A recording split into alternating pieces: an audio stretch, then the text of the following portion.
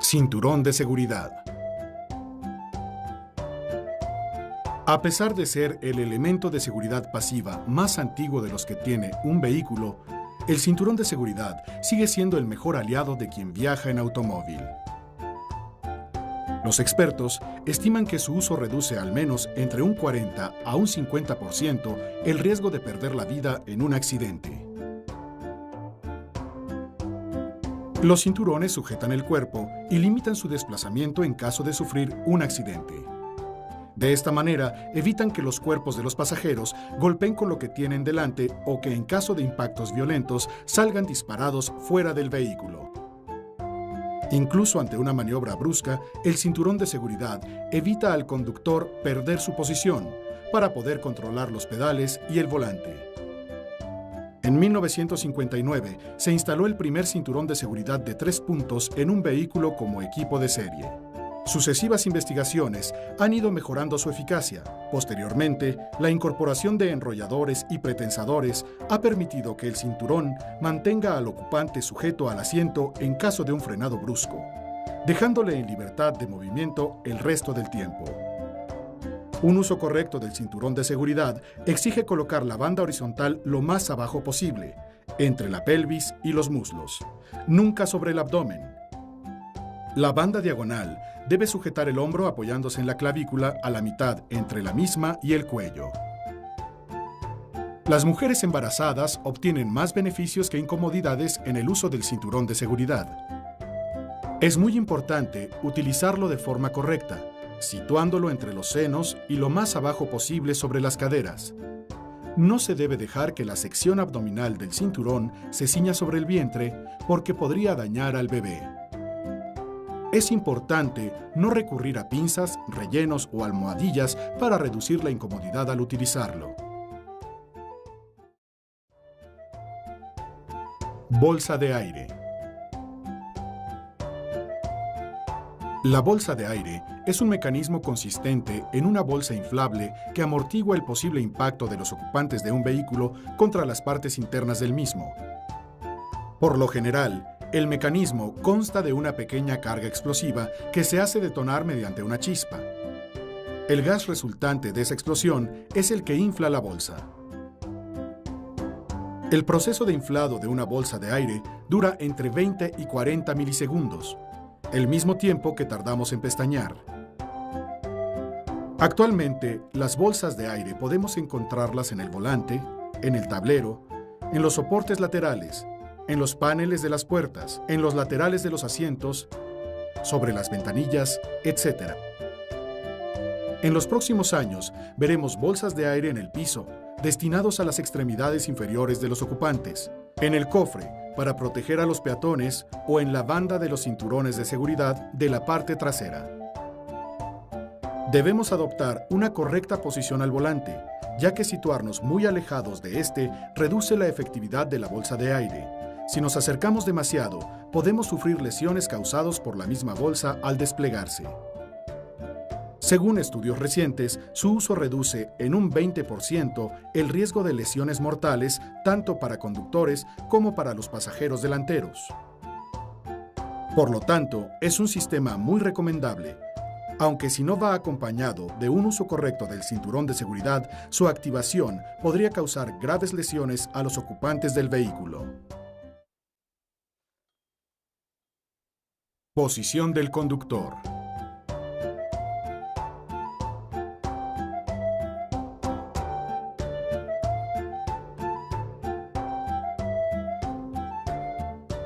Incluso antes de poner en marcha nuestro vehículo, conviene seguir una sencilla rutina, puesto que una conducción más segura empieza por una buena posición al volante. Cuando se llevan muchos años conduciendo, podemos tener la sensación de que estamos ante una tarea fácil y que dominamos. Adoptamos posturas que a veces son demasiado cómodas y olvidamos que una buena posición al volante nos permitirá responder mejor y más rápido ante cualquier imprevisto que pudiera suceder en el camino. Una correcta posición en el asiento supone una conducción segura. Nuestras caderas deberán estar perfectamente encajadas en el ángulo formado por el asiento y el respaldo del mismo, con la espalda bien pegada a él. Primero, regularemos la distancia longitudinal del asiento y a continuación la inclinación del respaldo. La distancia ideal es aquella que con las caderas y la espalda bien apoyada al extender los brazos hace que las muñecas reposen en la parte superior del aro del volante. Es importante comprobar que desde esta postura podemos manejar sin problemas todos los controles del vehículo.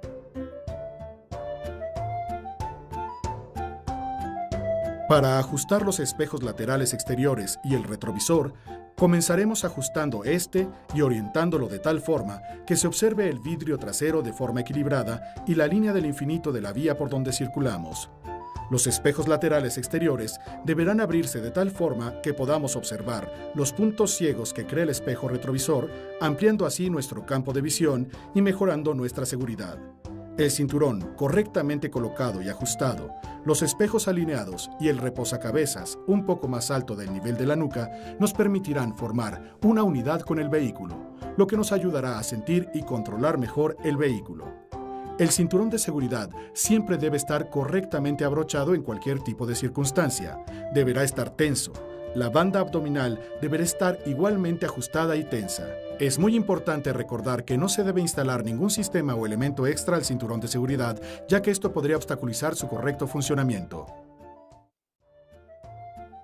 Antibloqueo de frenos.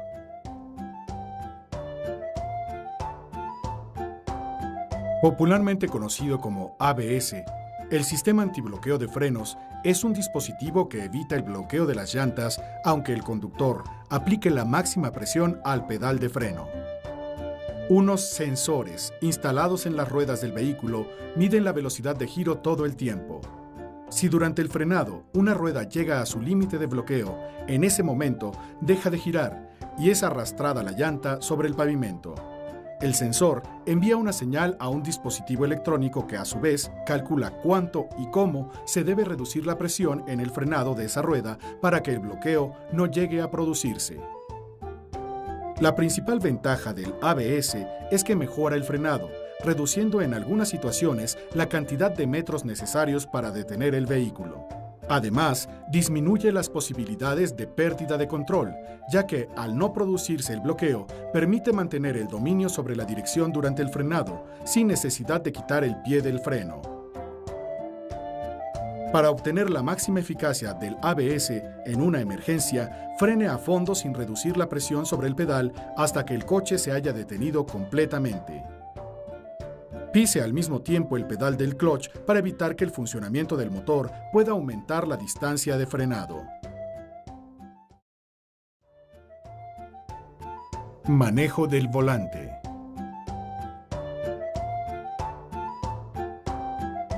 La postura perfecta para la conducción se complementa con la correcta colocación de las manos al volante.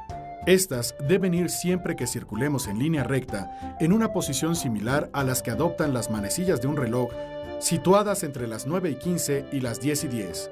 Con esta posición podremos efectuar casi una vuelta entera del volante hacia ambos lados.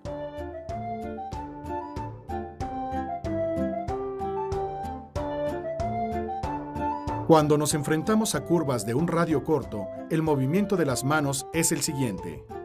Partiendo de la posición original, la mano del lado de la curva se desplaza a lo largo del aro del volante hacia la otra mano.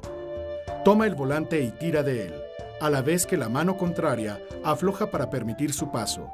Al salir de la curva, la mano contraria al sentido del giro se desplaza hacia la otra mano. Toma el volante y tira de él hasta regresar a la posición original o reiniciar la maniobra para entrar en otra curva.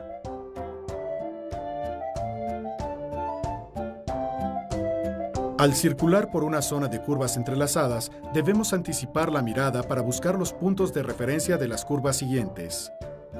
Utilizando correctamente las manos al volante, nuestra conducción será más precisa, rápida y segura, lo que incrementa la confianza del propio conductor. Si observamos a nuestro alrededor, es posible que notemos un alto número de conductores cuya postura al volante deja ver vicios muy comunes.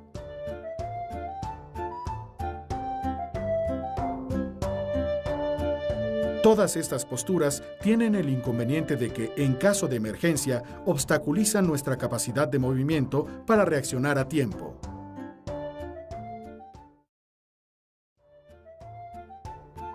Trazado en curvas.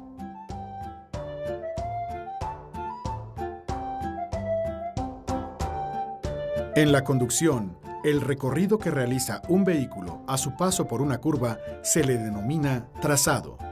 Para conocer por dónde trazar una curva, primero debemos saber cuáles son los puntos que debemos tener como referencia. Aquí vemos un giro de 90 grados. Aprovechando todo el ancho de nuestro carril, nos mantendremos por el exterior, mientras disminuimos la velocidad.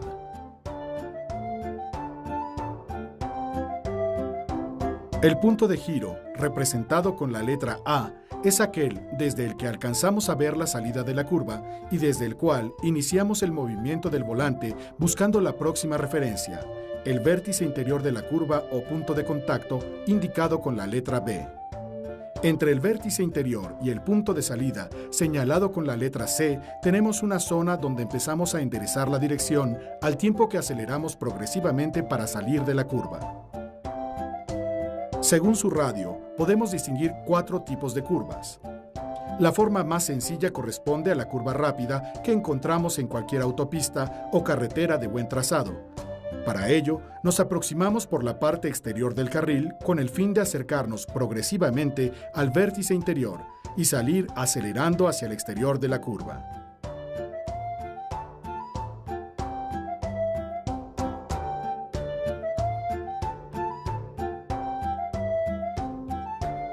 Ante una curva de 90 grados, la trayectoria que vamos a seguir con el vehículo es semejante a la que realizamos en una curva amplia, variando únicamente el punto de entrada a la misma, que se retrasa un poco con respecto del caso anterior. Entramos por el exterior, nos aproximamos al vértice interno en su punto medio y nos dirigimos a la salida, acercándonos de nuevo al lado externo.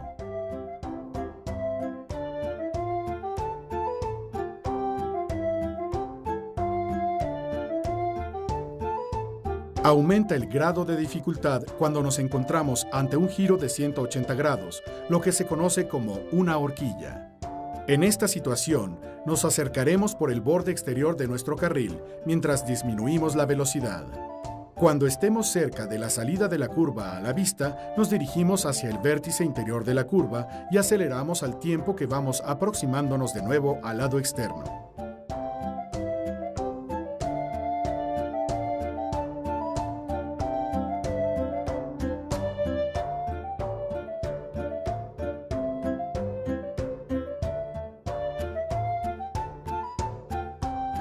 Debemos tener mayor atención con las curvas llamadas de doble radio, que son aquellas en las que su radio se cierra a medida que entramos en ella.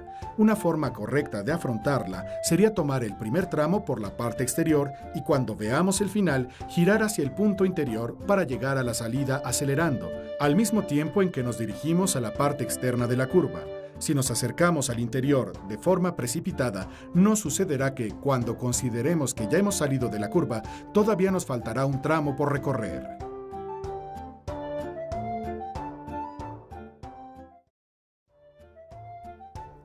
Técnica de frenado. La forma correcta de utilizar el freno es ejercer una presión lo suficientemente fuerte y de una sola vez, de manera que las llantas se agarren al asfalto y tengan el giro suficiente para obedecer a la dirección. El proceso de frenado comienza con una presión aplicada con suavidad en los primeros instantes. Esto permitirá a los pistones y balatas del sistema acomodarse en sus alojamientos y contra el disco. Enseguida, cuando el vehículo haya inclinado el frente, aumentaremos la presión hasta el máximo que creamos conveniente y al final del frenado eliminaremos la presión del pedal con suavidad. Lo lógico es acompañar el frenado con una reducción en la caja de cambios. En situaciones de emergencia, el instinto nos hace reaccionar pisando el freno con fuerza hasta bloquear las ruedas, las que debido a la presión no obedecen a la dirección y el vehículo continuará en línea recta contra el obstáculo. El único recurso que nos queda es conseguir que las ruedas delanteras vuelvan a girar, para lo cual debemos disminuir levemente la presión sobre el pedal. De esta manera, las ruedas tenderán a moverse y recuperarán el giro, y por tanto la capacidad de dirección suficiente para esquivar el obstáculo hasta detenernos en sitio seguro. El freno de mano o de estacionamiento también nos puede ser útil en caso de emergencia. De hecho, este freno auxiliar debe ser capaz de disminuir la velocidad y detener el vehículo en una distancia razonable bajo cualquier condición de carga. Los vehículos equipados con ABS ofrecen como principal ventaja una elevada capacidad de dirección, manejabilidad y estabilidad que mantienen al automóvil en su sitio en caso de frenado brusco y maniobras de evasión. Este sistema ofrece la posibilidad de frenar en curvas o en condiciones de agarre irregulares, ya que las ruedas siguen girando y por lo tanto se mantiene el control sobre la dirección. Para que el ABS actúe correctamente, es necesario aplicar una rápida y gran presión sobre el pedal de freno, así como pisar el clutch de inmediato, al comienzo del proceso de frenado, porque de lo contrario, se perdería una parte de la fuerza de frenado para detener el motor.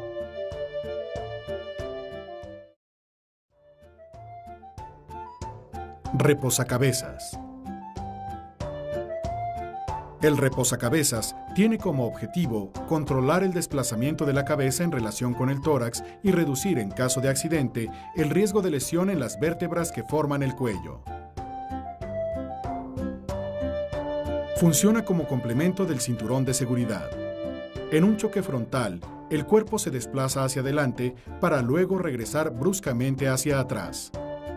En una colisión trasera, el tórax se desplaza hacia adelante, pero la cabeza realiza este movimiento después.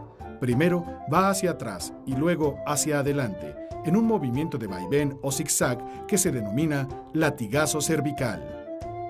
Si no existe un reposacabezas que actúe adecuadamente, las vértebras cervicales se lastiman. Según un estudio de la Fundación MAPFRE, más del 40% de los conductores usan mal acomodado el reposacabezas. Para acomodarlo correctamente, debemos ajustar la altura del reposacabezas hasta que el extremo del borde superior quede a la misma altura que la parte superior de la cabeza. Acercar lo más posible el reposacabezas a la parte trasera de la nuca y no inclinar demasiado el respaldo del asiento hacia atrás.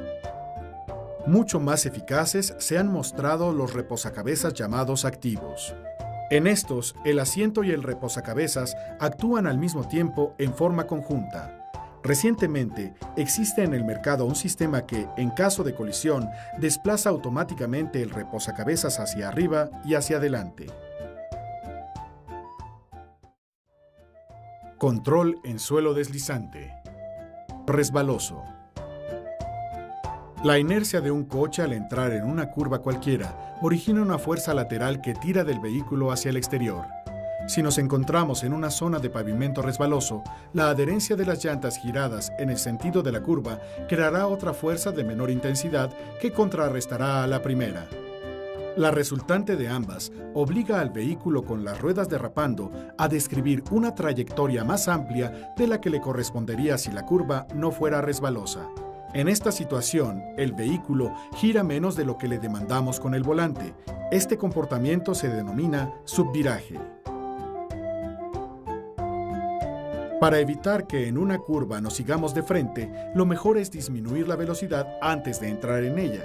Pero si se produce un deslizamiento frontal, la reacción correcta será quitar el pie del acelerador y así lograremos desplazar más peso sobre el eje delantero, con lo que las ruedas volverán a agarrar. Nos encontraremos en situaciones en las que notaremos cómo se produce un deslizamiento en el eje trasero, que pareciera adelantar al eje delantero. Cuando esto ocurre sobre una superficie resbalosa, el vehículo describe una trayectoria mucho más cerrada que la que le correspondería si las llantas tuvieran el agarre normal. Este comportamiento en un vehículo se denomina sobreviraje. Si llegara a producirse una situación de sobreviraje, lo recomendable es pisar el clutch al mismo tiempo que giramos el volante hacia el mismo lado hacia el que derrapa la parte trasera, enderezando la dirección en el momento en que empiece a corregirse el desplazamiento. Esta maniobra se llama contravolante. Tanto si el derrapado se produce en el eje trasero como en el delantero, jamás debemos tocar el pedal de freno, ya que esto provocará irremediablemente la pérdida de control del vehículo. Cuando la pérdida de agarre se produce al pasar por un charco profundo, ya sea en una recta o en una curva, aparece el fenómeno denominado aquaplaneo. Los neumáticos no pueden evacuar el agua por las ranuras del dibujo de la llanta, por lo que se genera una capa de agua que se interpone entre la llanta y el asfalto. Como el neumático deja de tocar el suelo, el coche pierde el control. Si esto se produce, debemos levantar suavemente el pie del acelerador y sujetar con fuerza el volante sin tocar el freno.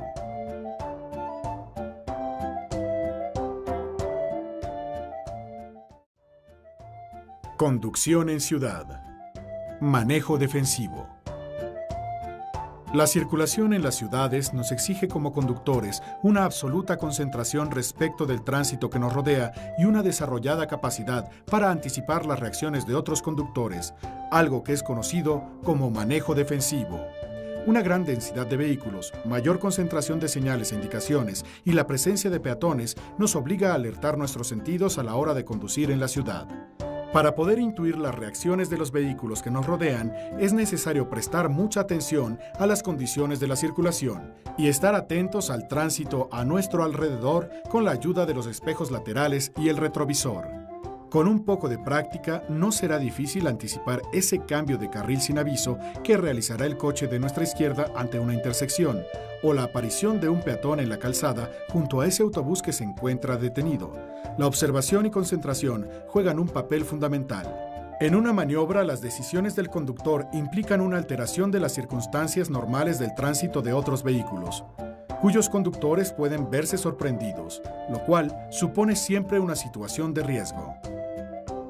Para evitarle sorpresas a otros conductores, cada vez que realicemos alguna maniobra, debemos maniobrar con la máxima precaución ante la presencia de vehículos a los cuales podamos obstaculizar o crearles situaciones de riesgo.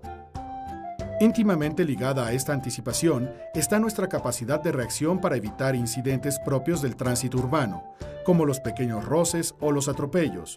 Por eso se hace imprescindible respetar la distancia de seguridad con el vehículo que tenemos adelante, poner mucha atención en las incorporaciones, usar las luces intermitentes con anticipación a las maniobras, reducir la velocidad en las proximidades de un cruce de peatones, etc. Si circulamos con vehículos delante de nosotros, nuestra vista deberá prolongarse a través de sus cristales hacia adelante.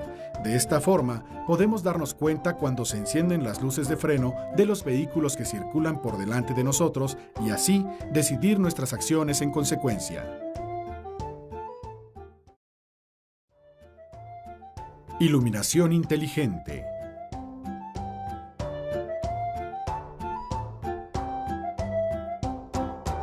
Con las luces normales o bajas, nuestra vista abarca por la noche aproximadamente 40 metros. Los obstáculos y riesgos muchas veces se reconocen demasiado tarde. Este riesgo aumenta si no contamos con una buena iluminación. Las luces altas iluminan mejor la carretera, pero también deslumbran a los conductores que vienen en el sentido opuesto al nuestro. Por este motivo, solo se pueden utilizar en un 15% de los trayectos. En la oscuridad, el riesgo de accidente es notablemente más alto que de día. Casi un 50% de los graves accidentes de tránsito ocurren de noche o en la penumbra, aunque solamente una quinta parte de los kilómetros que se recorren se hacen en horas nocturnas. La evolución de las luces ha mejorado la seguridad de conducción nocturna. Poco a poco se va ampliando la oferta de automóviles que disponen de los denominados sistemas de iluminación inteligentes, capaces de adecuarse a las condiciones luminosas del entorno por donde circulan. Un sensor detecta las condiciones de baja visibilidad como las que se producen al anochecer, a la entrada de un túnel o en un banco de niebla y enciende las luces